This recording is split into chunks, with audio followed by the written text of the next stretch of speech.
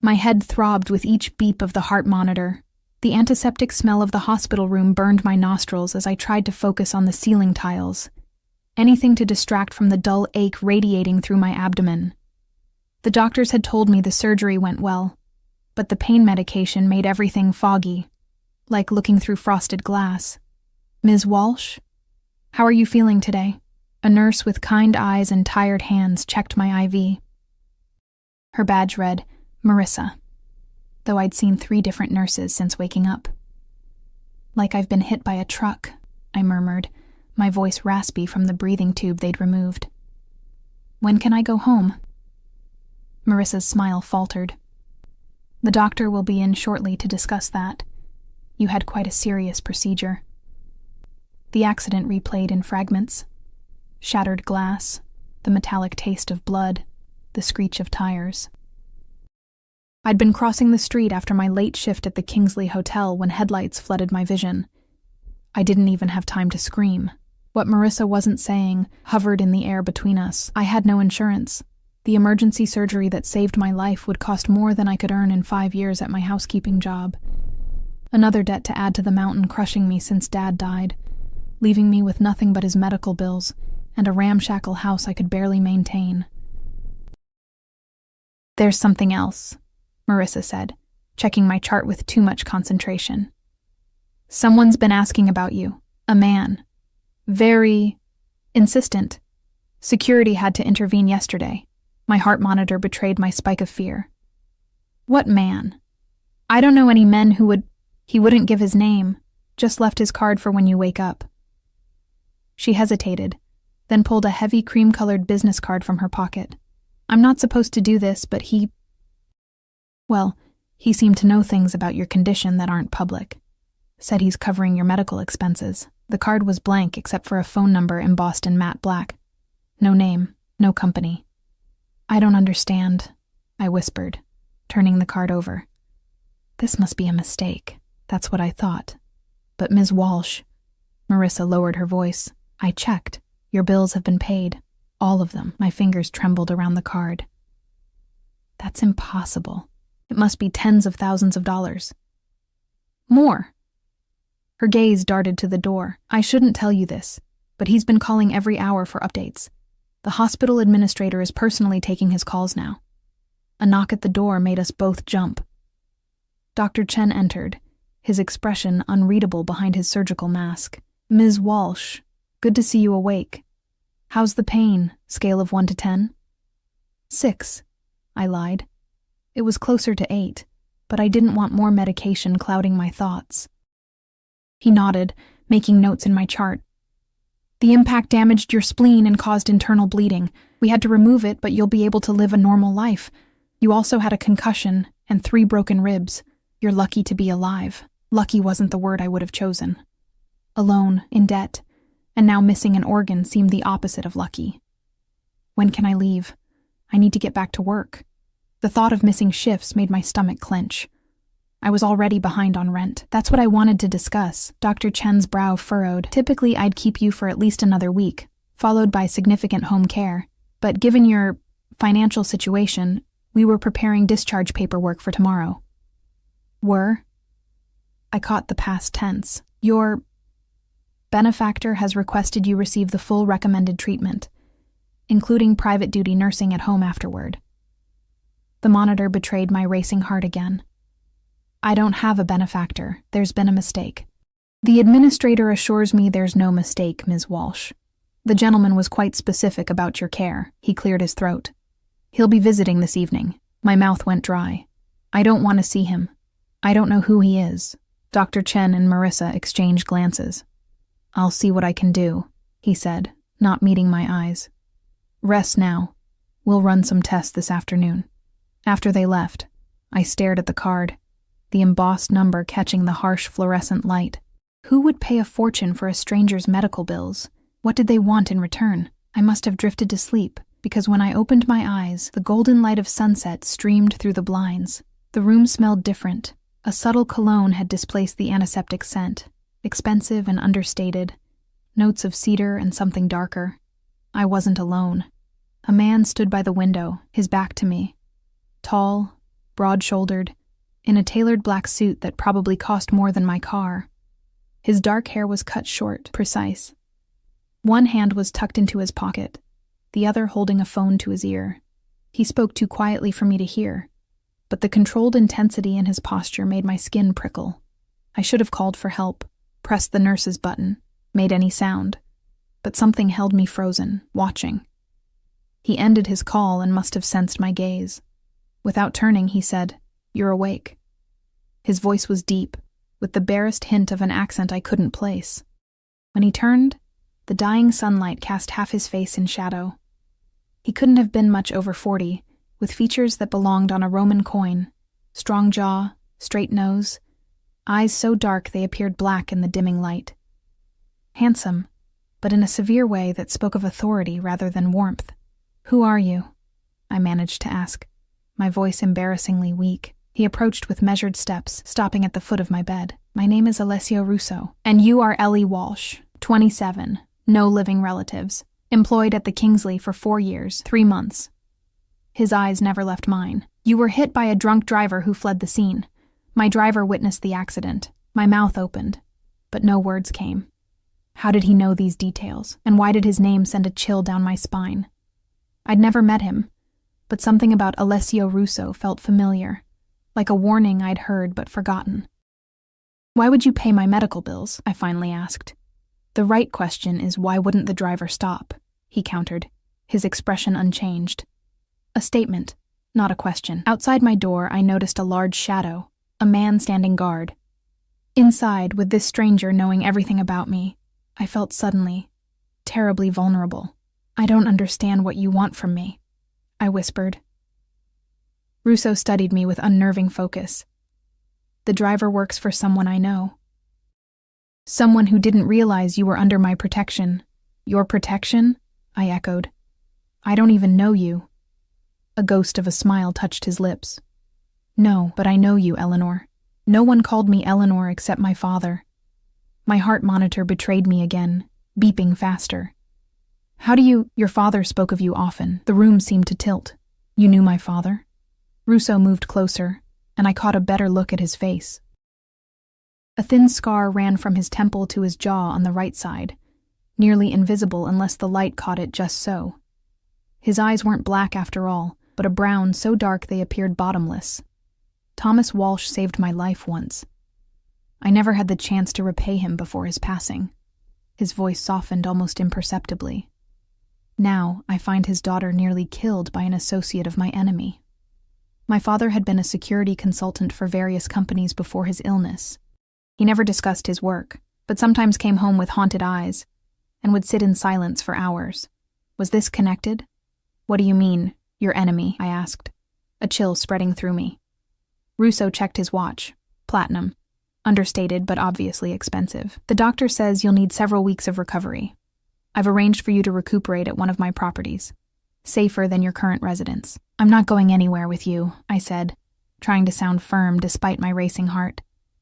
"I appreciate your help with the bills, but the man who ordered the hit and run knows you survived." His tone remained conversational. "Victor Kane doesn't leave loose ends, even ones created by accident." Victor Kane. The name sent another shock of recognition through me, though I couldn't place why. Something my father had mentioned? A news story? "Hit and run?" "You make it sound deliberate," I said, trying to process his words. "It was an accident. The driver was drunk. Eleanor." The way he said my name made me still. "There are no accidents in my world, only messages. The driver targeted you specifically, thinking you were connected to me. A mistake that will cost him." The casual way he said it made my blood run cold. Who was this man? "I'm not going anywhere with you," I repeated, reaching for the nurse call button. Russo didn't try to stop me. "You have 12 hours to decide. By then, Kane will have confirmed you're alive and send someone to finish the job. Hospital security won't stop them." My finger hovered over the button. "Are you threatening me?" "I'm trying to save your life." Something flickered in his eyes. Frustration, perhaps. "Your father would expect no less of me." "My father has been dead for 18 months, I said, my voice breaking. "If you were such good friends, where were you when we lost everything to his medical debts? Where were you at his funeral?" A muscle in his jaw tightened. I was dealing with complications in Naples. By the time I learned of his passing, you had already disappeared from your previous address. It took time to locate you. You've been looking for me. The thought was unsettling. I made a promise to Thomas. Russo moved to the side of my bed, close enough that I could smell his cologne again. Not overpowering, but distinctly masculine. I intend to keep it. My heart thundered against my broken ribs. What promise? He reached out and I flinched, but he only adjusted my blanket where it had slipped. To protect his daughter if anything happened to him. His voice was quiet. I'm a man of my word, Eleanor, even when it's inconvenient. Before I could respond, his phone vibrated. He checked the screen, his expression hardening. My men will remain outside your door tonight. Tomorrow morning, you'll be discharged into my care, or you'll be on your own. He turned to leave. For Thomas's sake, I hope you make the right choice. Wait, I called, desperation overriding my fear. At least tell me who you really are, what you do. Russo paused at the door, his profile sharp against the hallway light. For a moment, he seemed to consider his answer. I'm the man Victor Kane has been trying to destroy for a decade. His eyes met mine one last time. And the only person standing between you and the same fate that claimed your father. The door closed behind him, leaving me alone with the steady beep of the monitor and the horrifying implication of his words. My father hadn't died of cancer. He'd been murdered. Sleep eluded me that night. Every shadow at my door made me flinch. Every footstep in the hallway sent my heart racing. The guard Russo had stationed outside, a broad-shouldered man with a military haircut and watchful eyes, checked on me hourly. He never spoke, just surveyed the room with clinical efficiency before returning to his post. By morning, exhaustion had settled into my bones, mixing with the constant pain of my injuries. The sunrise painted my sterile room in shades of pink and gold, a jarring contrast to the darkness of my thoughts. Doctor. Chen arrived early, accompanied by a hospital administrator, whose nervous smile didn't reach her eyes. Ms. Walsh, the administrator began, clutching a folder to her chest. We've prepared your discharge papers. Mr. Russo's private medical team will arrive at 9 to transport you. My mouth went dry. I haven't agreed to go with him. Dr. Chen and the administrator exchanged glances. Perhaps I wasn't clear, the administrator said, lowering her voice. Mr.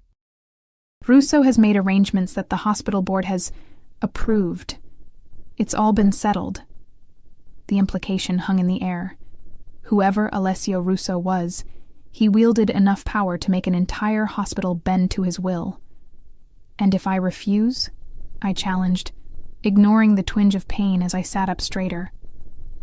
Dr. Chen cleared his throat. Medically speaking, I cannot discharge you without adequate care arrangements. You've suffered significant trauma. Without proper supervision, complications could be life-threatening. So I'm trapped, I whispered. You're being offered the best possible care. The administrator corrected, her smile brittle. Many would consider it fortunate. Fortune had nothing to do with it. This was calculation, a debt being called in that I never knew existed. After they left, Marissa helped me shower and change into clean clothes that had appeared mysteriously, soft gray lounge pants, and a matching top that fit perfectly. The fact that someone knew my size was another unsettling piece of the puzzle. Do you know who he is? I asked as she helped me back to bed. Russo? Marissa hesitated, checking that the door was closed. Not exactly, but everyone's talking. One of the security guards recognized him. She lowered her voice to barely a whisper. They say he runs half the import business on the East Coast, the kind that doesn't appear in official records. My stomach dropped. Import business. A euphemism for smuggling, drugs, weapons? He's dangerous, isn't he? I already knew the answer. The kind of man who gets what he wants, she replied carefully. But he's kept you safe all night. And those men outside. She shook her head. They're professionals, military or ex-law enforcement. At precisely 9 o'clock, the door opened to admit a woman in her 50s with silver-streaked dark hair, pulled into a tight bun. She wore scrubs, but carried herself with an authority that suggested she was used to giving orders, not taking them. Ms. Walsh, I'm Dr. Vivian Moretti, Mr. Russo's personal physician. Her Italian accent was pronounced, but her English perfect. "Are you ready to depart?" As if I had a choice. I nodded mutely. What followed was a blur of efficiency. Within 20 minutes, I was settled in a wheelchair, surrounded by Dr. Moretti and 2 male nurses who moved with the same vigilant awareness as Russo's guard. We bypassed the main elevators, taking a service corridor to a loading dock where a sleek black Escalade waited, windows tinted nearly opaque. The transition from wheelchair to vehicle was swift and practiced. Inside, the SUV had been modified into something resembling a mobile medical unit, with monitoring equipment and an IV stand. 40 minutes to the estate, the driver informed Dr. Moretti. Roads are clear. As we pulled away, I caught a glimpse of the hospital receding behind us, my last connection to normal life disappearing. "Where are we going?" I asked Dr. Moretti as she checked my vitals. "Mr. Russo's primary residence in Connecticut," she replied, not looking up from her task. "It has a fully equipped medical suite." "Does he make a habit of bringing injured strangers to his home?" "Doctor."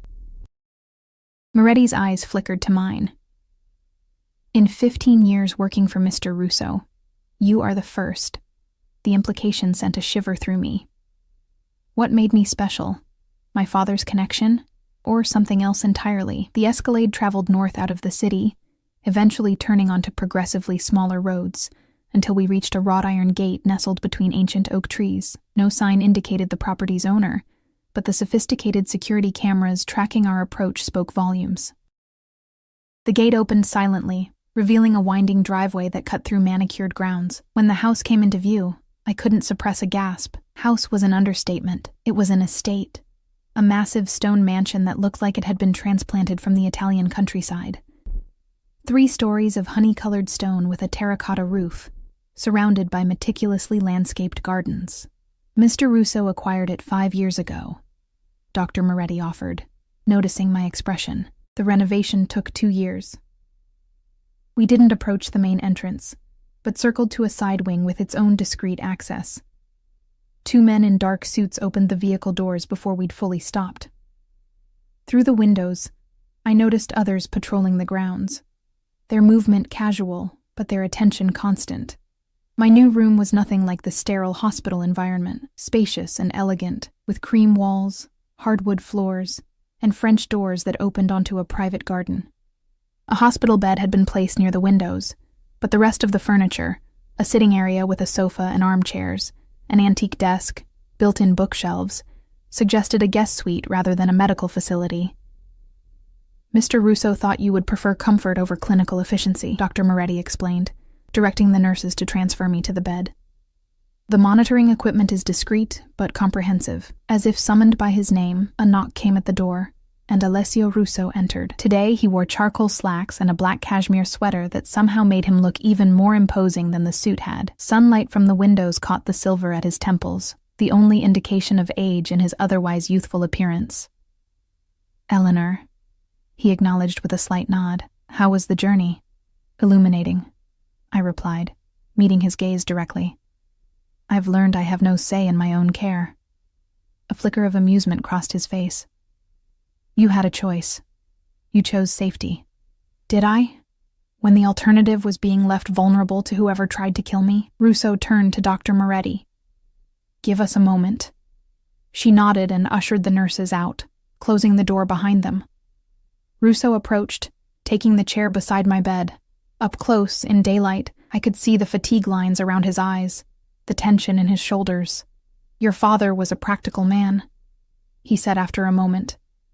"He understood that sometimes protection comes with constraints."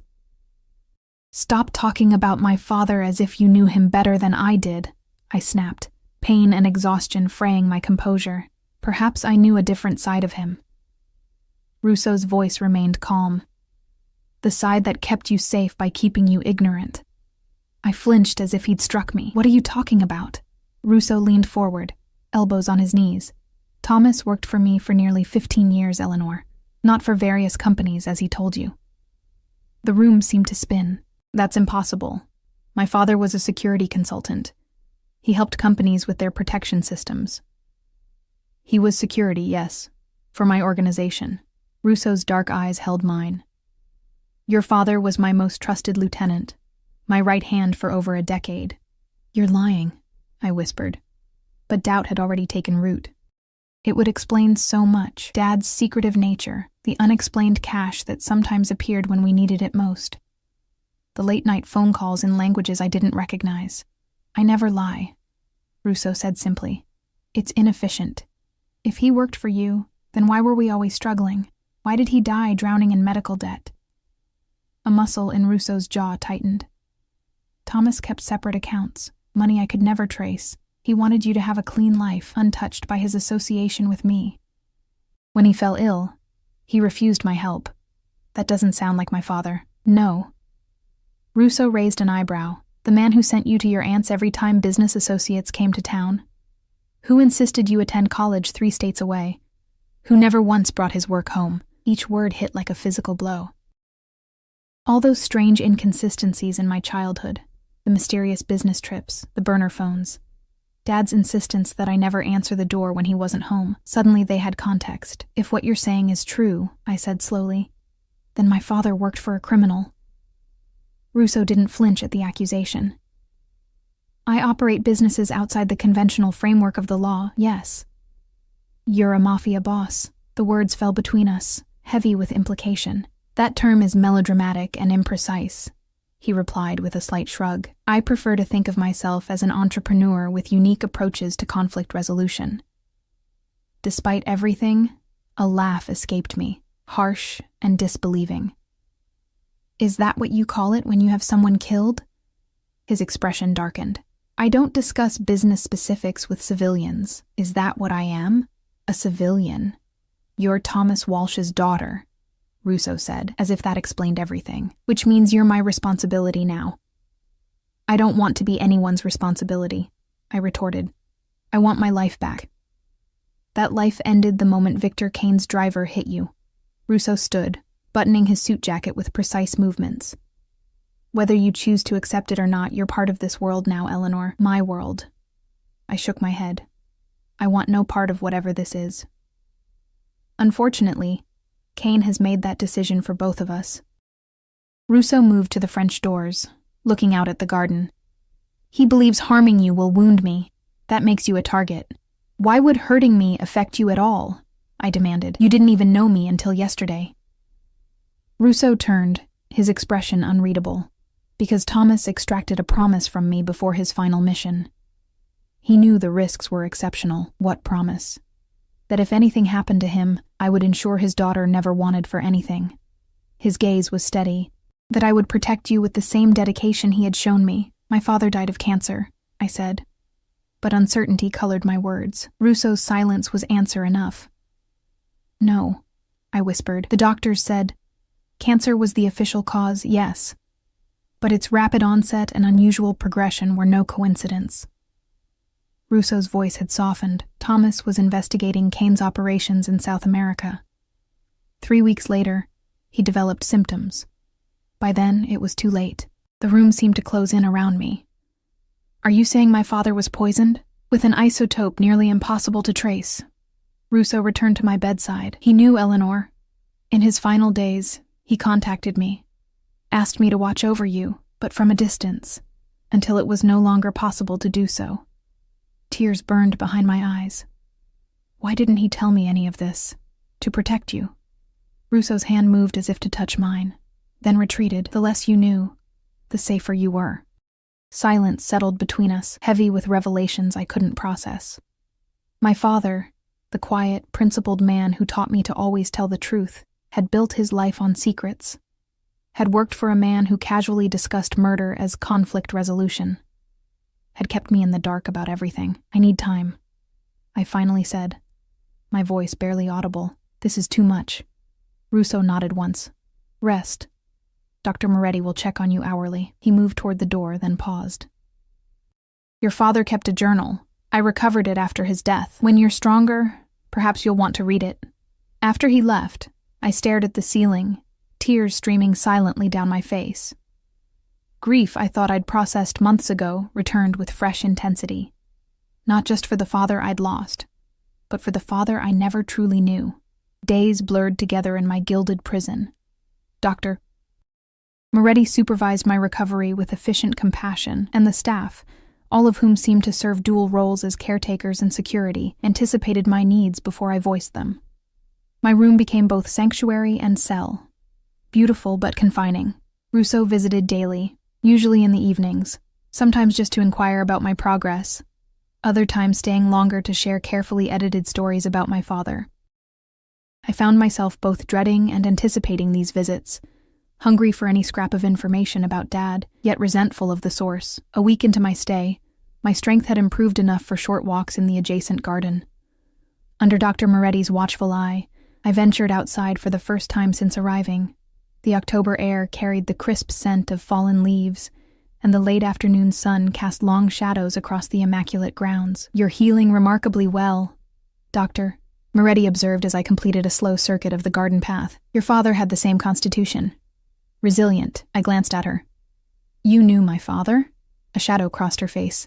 "I treated him several times over the years. Gunshot wound in 2015, broken ribs in 2018, and..." She hesitated. "During his final illness," I finished for her. She nodded.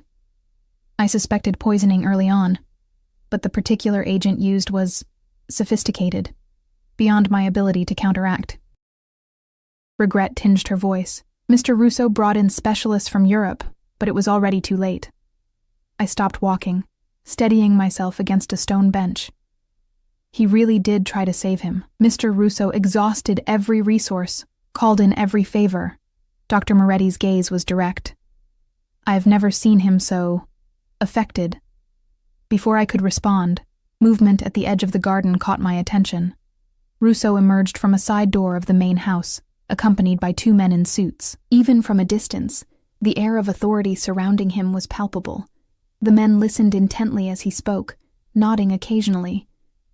One passed him a folder, which he reviewed with focused attention.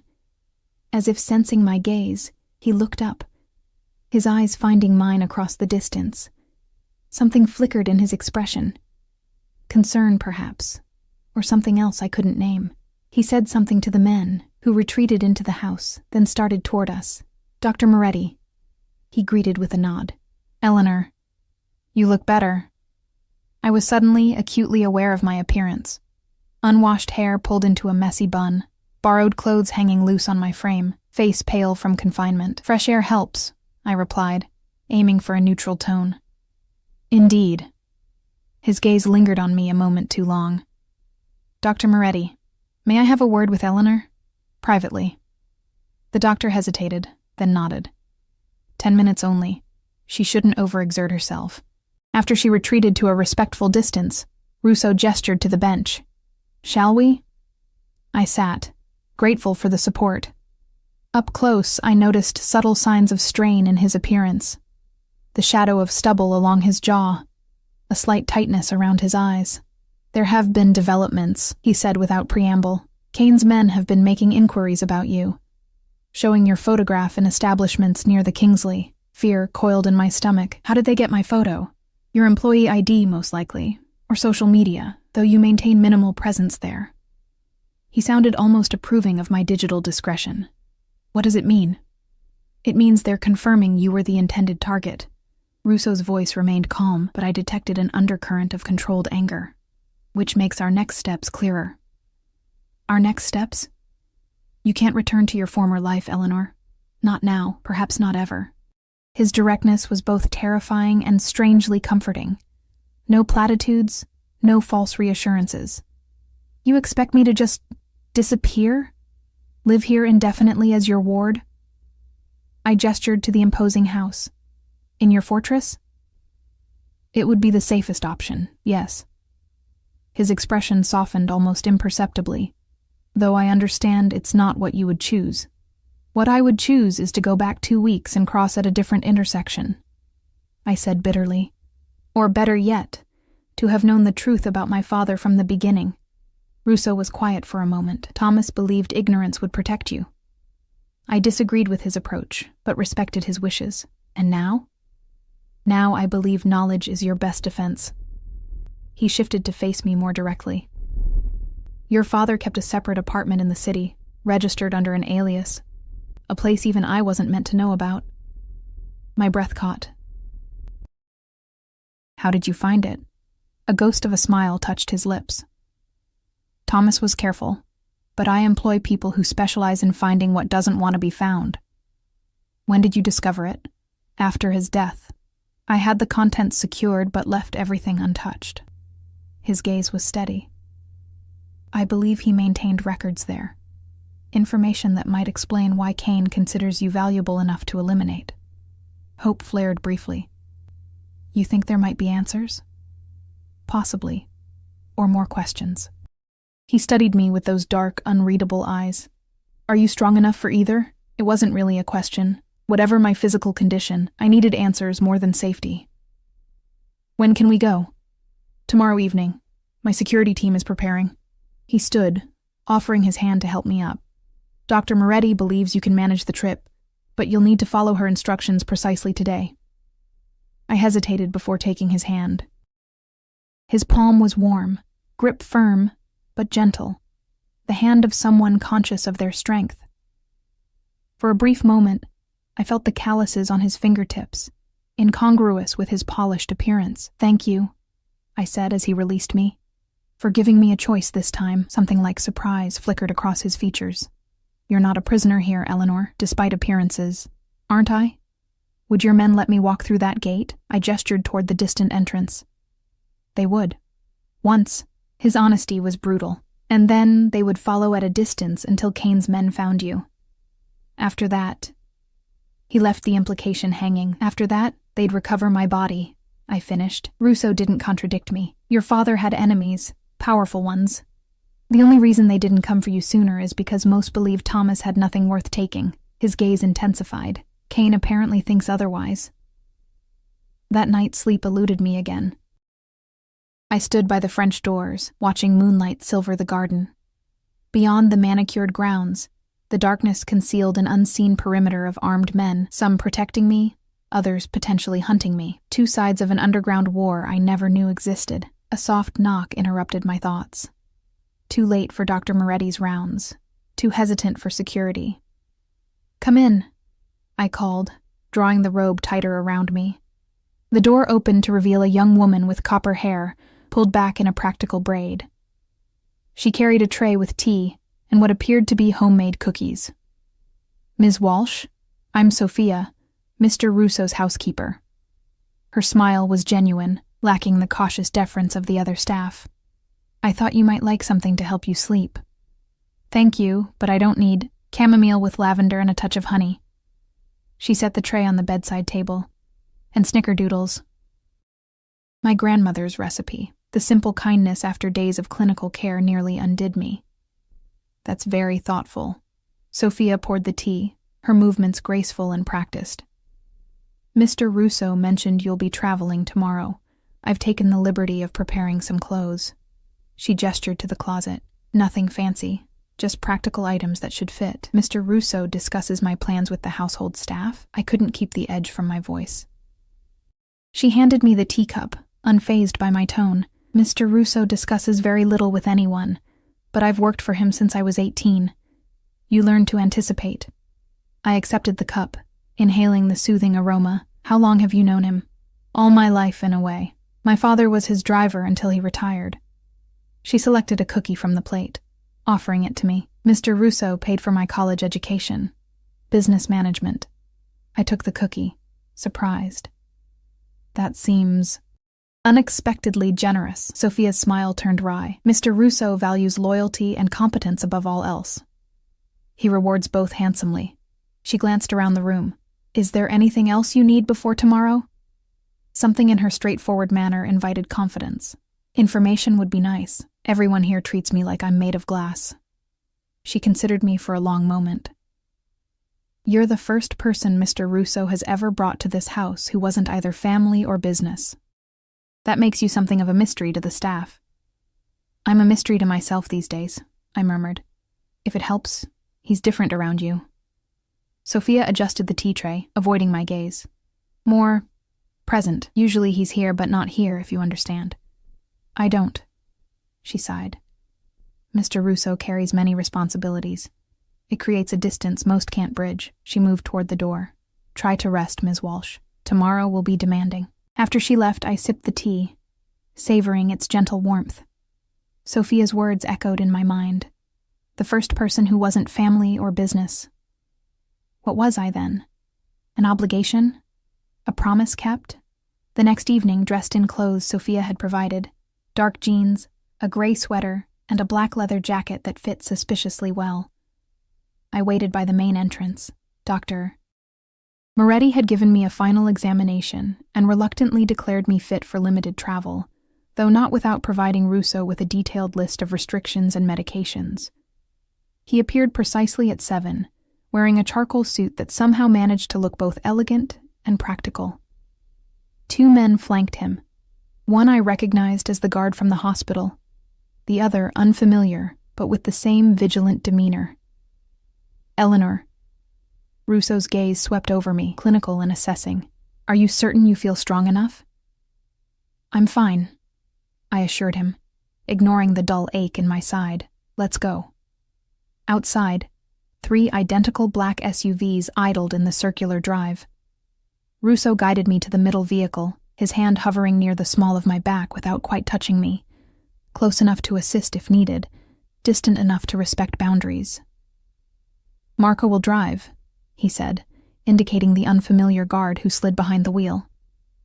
Paolo will follow in the second vehicle with additional security. The third is a decoy. The convoy moved swiftly through the night, taking a circuitous route back toward the city. I watched the passing landscape transform from manicured estates to suburban developments to the familiar urban sprawl. Beside me, Russo maintained a watchful silence, occasionally checking his phone or exchanging brief words with Marco in Italian. How did you meet my father? I asked, breaking the quiet as we crossed the bridge into Manhattan. Russo considered the question, his profile sharp against the city lights. Belgrade, 1999. I was expanding operations into Eastern Europe. Thomas was working private security for a diplomat. A faint smile touched his lips. He saved my life during an ambush, shot 2 men while simultaneously pulling me behind cover. The image of my gentle father, the man who refused to even own a gun in our house, gunning down attackers, was jarring. You offered him a job after that? Eventually, Russo turned to face me. First, I had him investigated thoroughly. Thomas wasn't easily bought. He had principles. Then why did he work for you? The question had been burning inside me for days. Protection. Russo's gaze was steady. For you. Your mother had recently died. He had a young daughter to support alone. I offered security, stability. By having him do what exactly? Russo's expression remained neutral.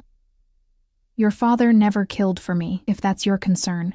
He was my security consultant in truth, assessed vulnerabilities, planned protective measures, vetted personnel. He had a unique talent for identifying threats before they materialized. It was strange how relief could coexist with disillusionment.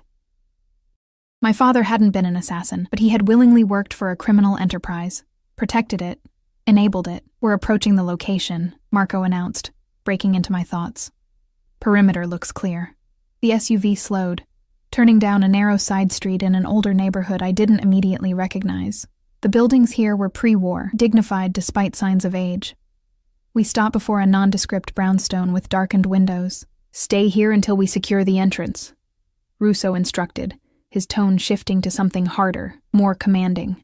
He exchanged a few rapid words with Marco in Italian before they both exited the vehicle. I watched through the tinted window as Russo and Marco approached the building with practiced caution. Paolo and 2 other men emerged from the following SUV, taking positions that gave them sightlines in all directions. The choreography spoke of years of experience, of countless similar situations. This was Alessio Russo in his element, not the polished businessman who had visited my hospital room, but something more primal. A predator moving through familiar hunting grounds. 5 minutes later, Marco returned, opening my door. All clear, Ms. Walsh. The building's entrance hall was dimly lit and smelled faintly of old wood and polish. A narrow staircase led upward, worn in the middle from decades of footsteps. Russo waited at the bottom, keys in hand. 3rd floor, he said, gesturing for me to precede him. "Can you manage the stairs?" I nodded, determined not to show weakness. The climb was harder than I'd anticipated, each step pulling at my healing incision. By the second landing, I was breathless, pain radiating through my abdomen. A warm hand at my elbow steadied me. "Take a moment," Russo said quietly. Not an order, but not quite a suggestion either. "I'm fine," I insisted, but leaned against the wall nonetheless. His eyes narrowed slightly. "Stubbornness is an admirable trait in appropriate circumstances. This isn't one of them," says the man who probably never admitted weakness in his life, I countered. Something like amusement flickered across his features. On the contrary, acknowledging limitations is essential for survival in my world. When we reached the third floor, Russo unlocked a heavy door reinforced with what appeared to be multiple security systems. The apartment beyond was modest but meticulously maintained. A small living area with worn but quality furniture, a kitchenette, and 2 doors leading to what I presumed were a bedroom and bathroom. "This was his safe house," Russo explained, securing the door behind us. "Purchased under the name William Stevens 15 years ago. Even my most thorough accountants never traced it." The space felt frozen in time, as if my father might walk through the door at any moment. A coffee mug still sat on the counter. A jacket, one I recognized, hung by the door. Books lined shelves along one wall, their spines showing my father's eclectic tastes. "How often did he come here?" I asked, running my fingers along the back of his favorite reading chair. "Increasingly, in his final years." Russo moved to the bookshelf, scanning the titles. "After your mother died, he maintained 2 separate lives more strictly. Thomas Walsh, the devoted father. William Stevens, my lieutenant." I picked up a framed photograph from a side table. Me at my high school graduation, beaming between my parents. Mom, already sick, but smiling bravely.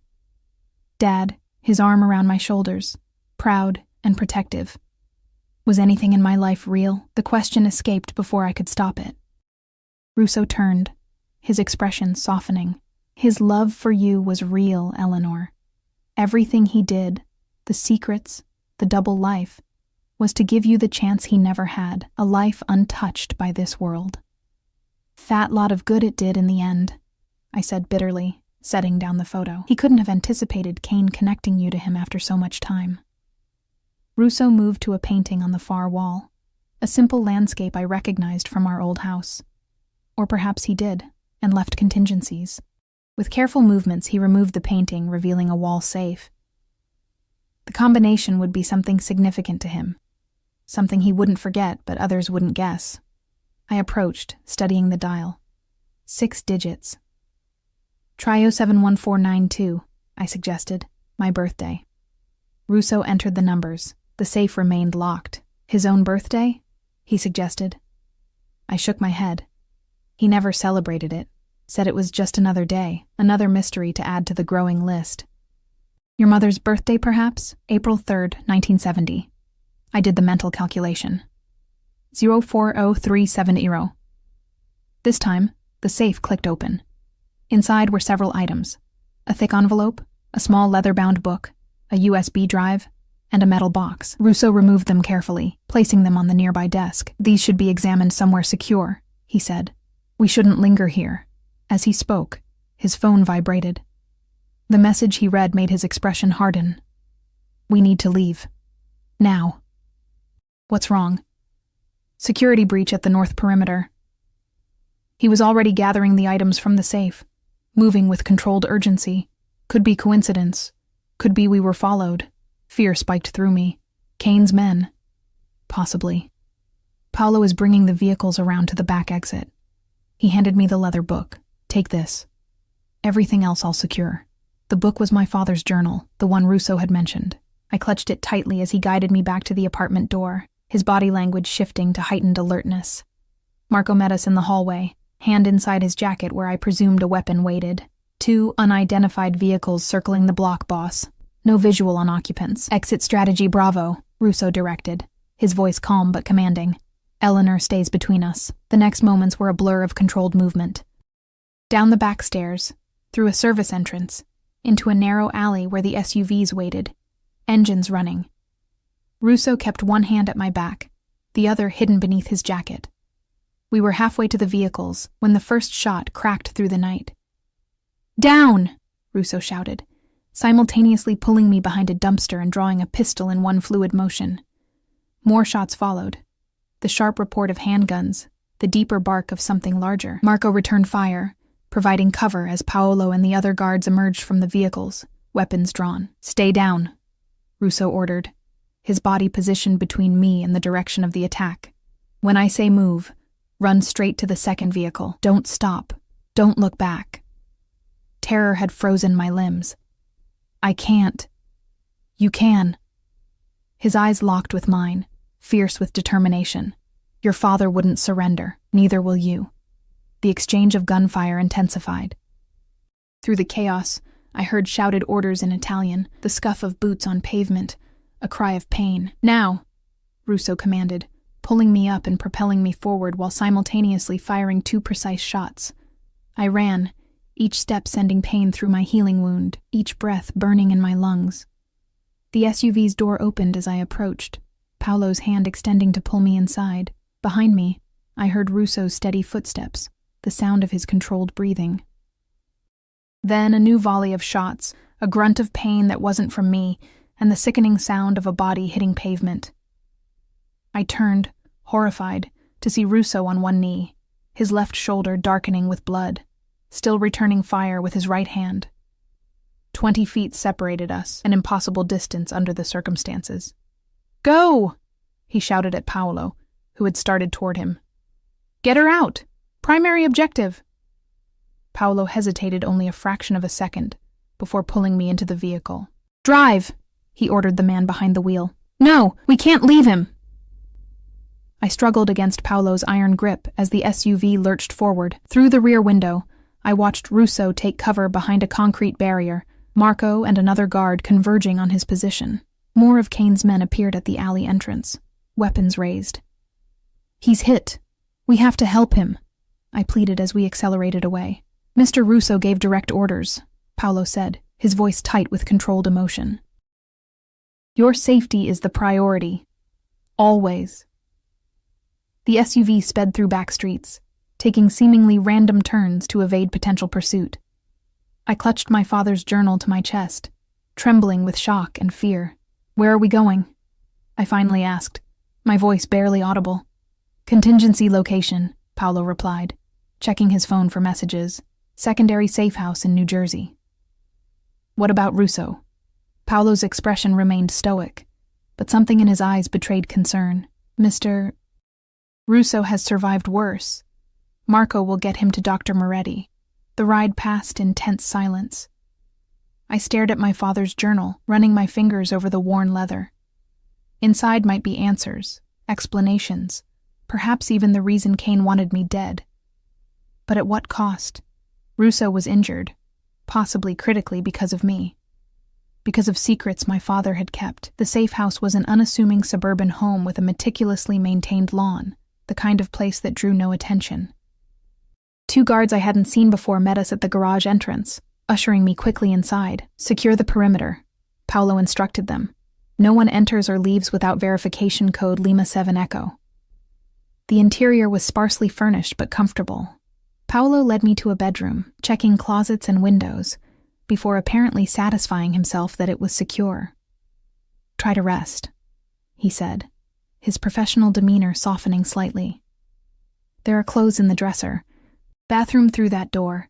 Kitchen is stocked if you're hungry. What about Russo? Is there any news?" Paolo checked his phone again.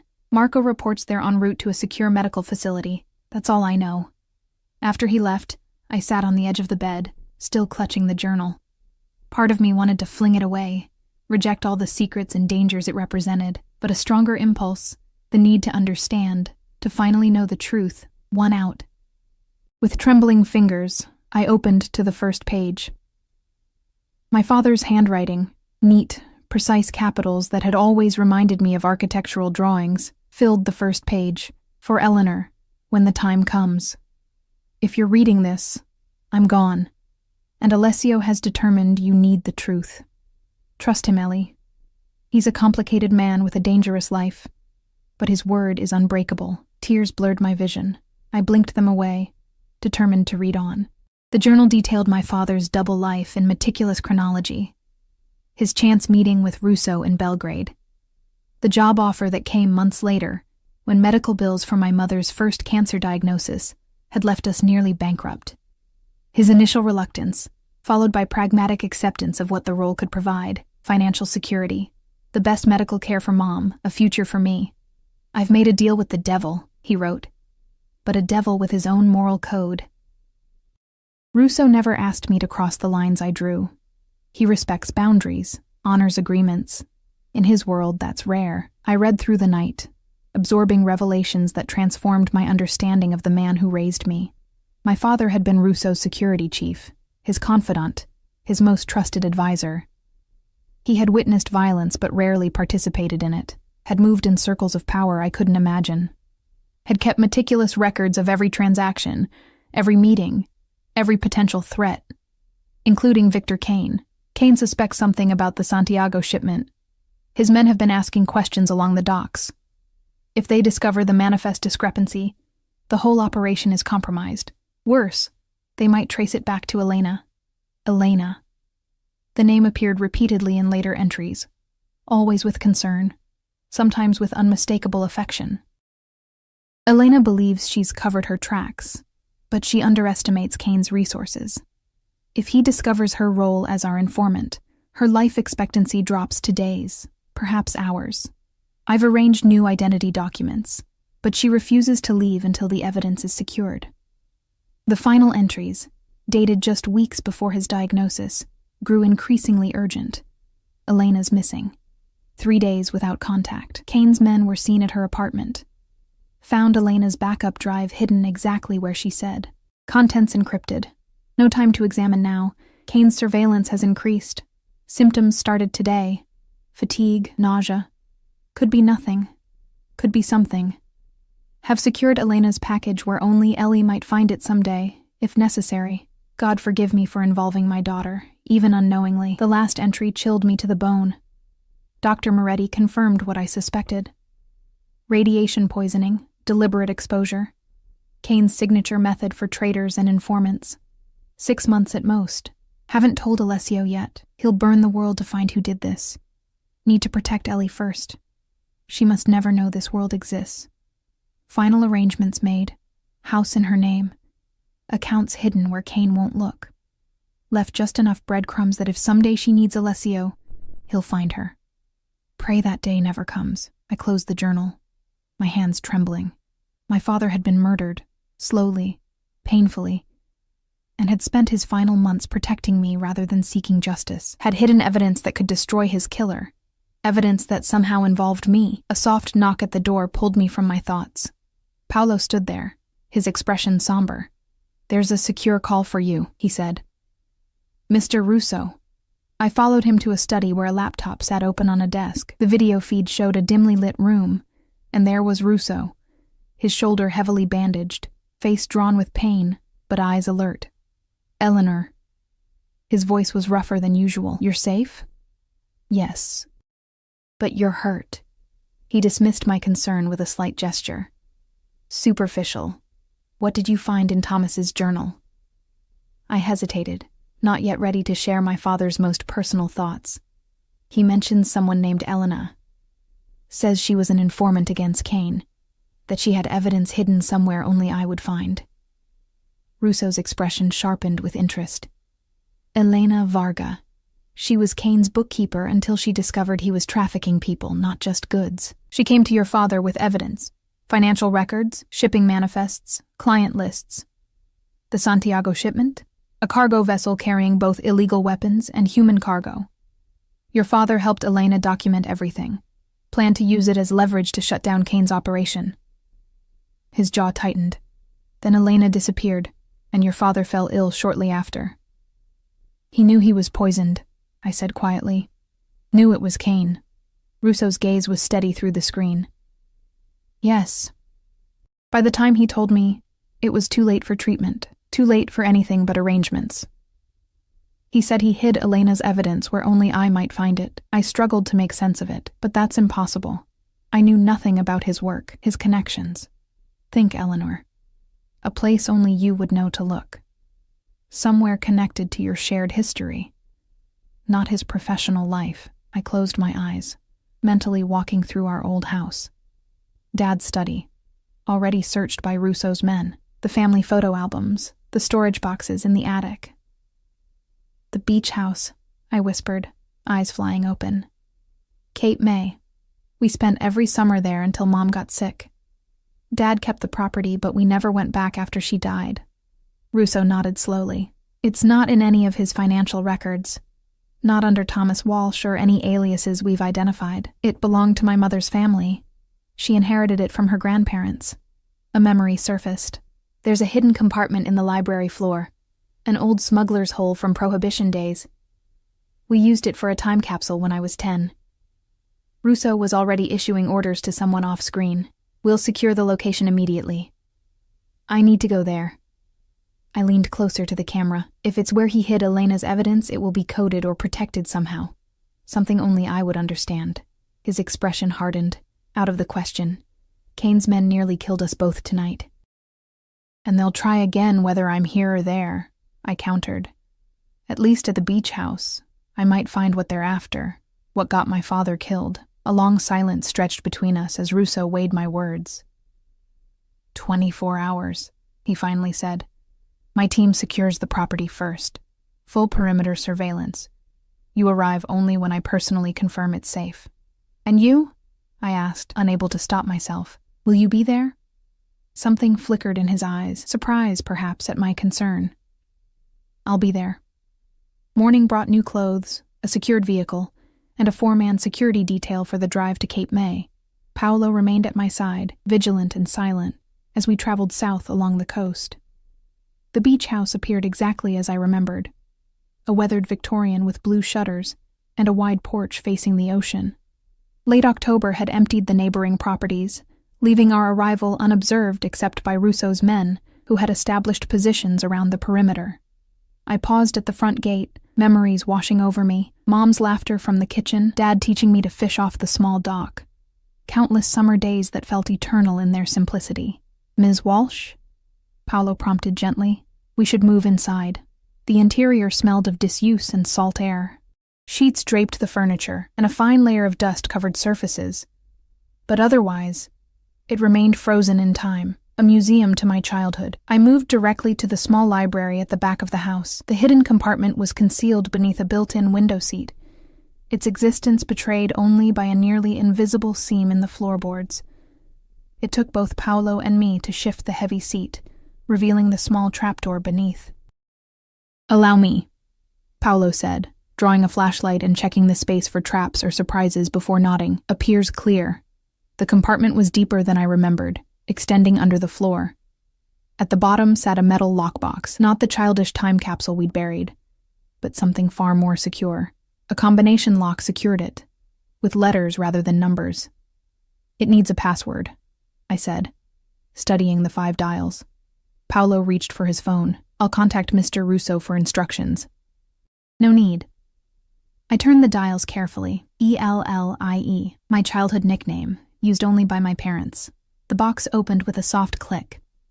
Inside lay a leather portfolio, a USB drive sealed in plastic, and an envelope with my name written in unfamiliar handwriting.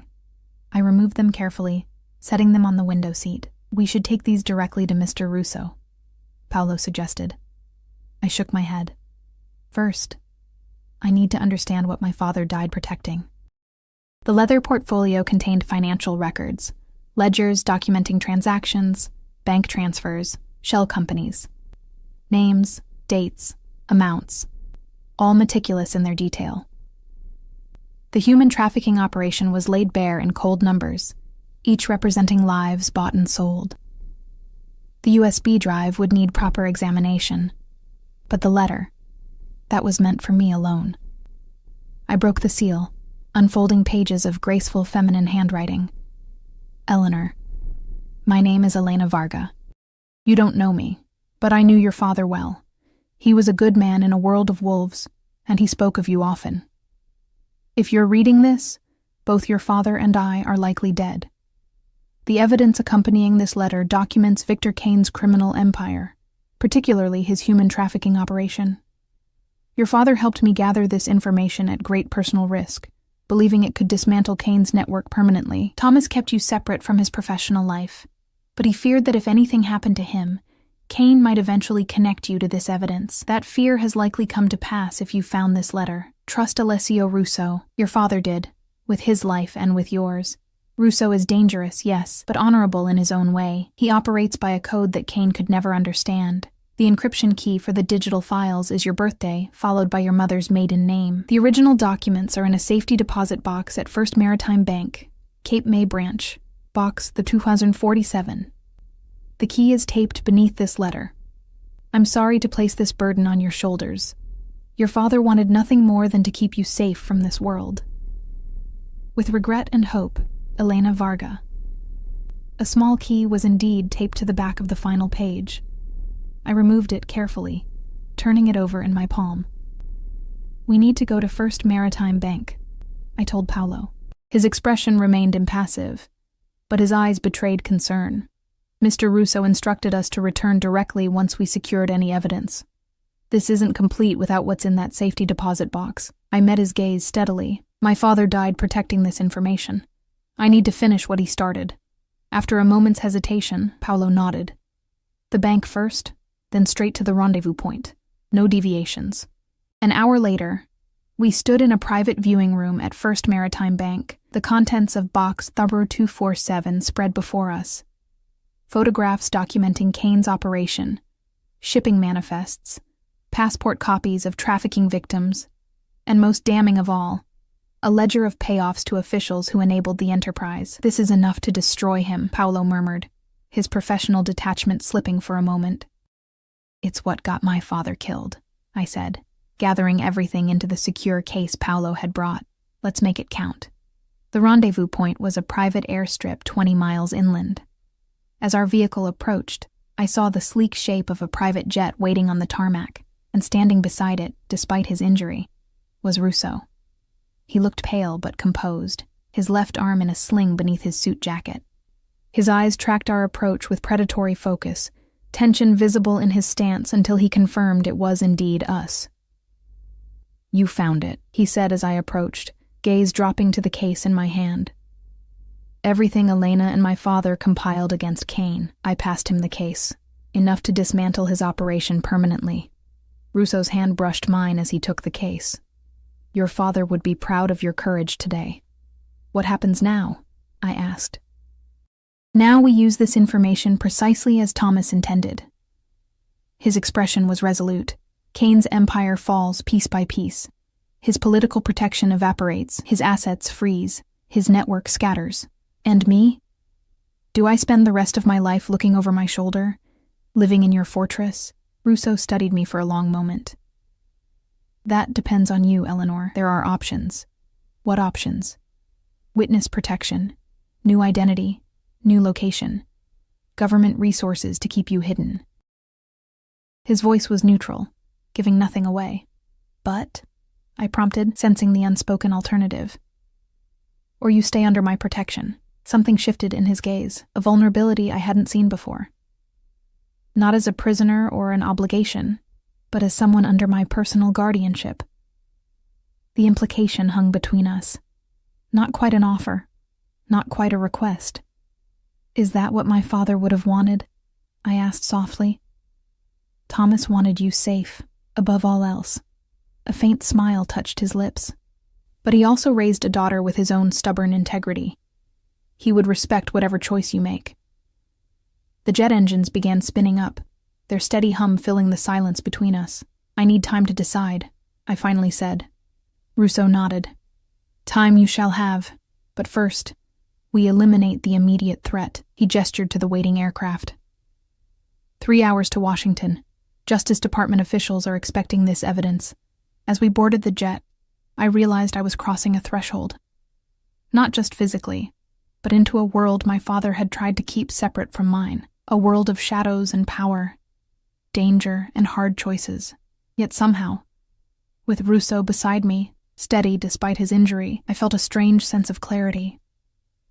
My father had navigated this world while maintaining his core principles. Perhaps I could find my own path through it as well. As the jet lifted off, carrying us toward justice for my father and for Elena. I made my decision.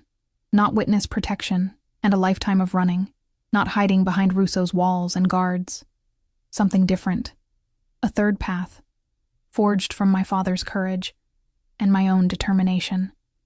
I would use this painful inheritance, knowledge, connections, resources, to ensure no one else suffered as the victims in those files had. I know what I want to do, I told Russo, as we leveled off above the clouds. His dark eyes met mine, watchful and surprisingly gentle. And what is that, Eleanor? Continue their work. My father's, Elena's.